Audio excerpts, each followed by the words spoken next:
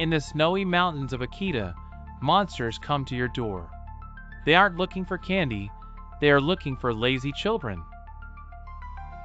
But the truth behind Namahage is more layered than fear alone. The name carries a lesson from winter life. When people sat too long by the irory hearth, painful red marks called Namahage could appear on the hands and feet. These marks were seen as a sign of laziness.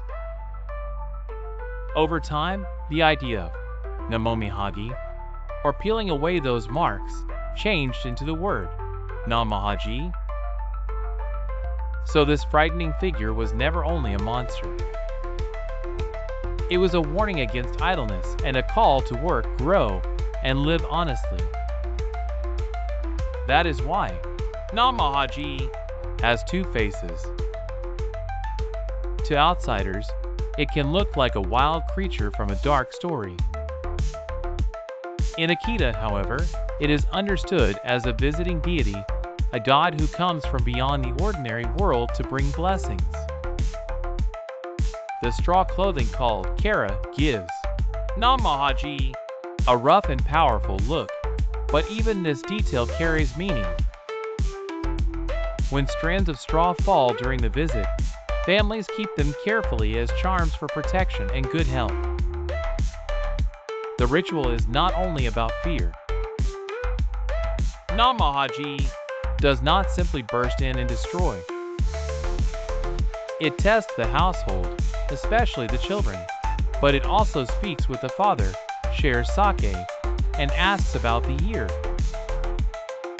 Was the harvest good? Are the children attending school? Is the family healthy? The questions turn the performance into something more than a scare. It becomes a ceremony of attention, discipline, and community responsibility. The original custom is held on New Year's Eve, when Namahage visits each home. For visitors and film crews, however, the most dramatic scene is the Namahage Sedo Festival in February. There, figures in straw and masks descend from the snowy mountain carrying torches, and the night becomes a moving contrast of fire, ice, terror, and beauty.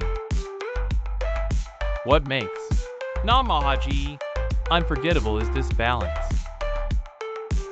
It frightens, but it also protects.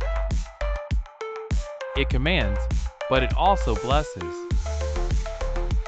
In Akita, the monster at the door is not there to punish for its own sake.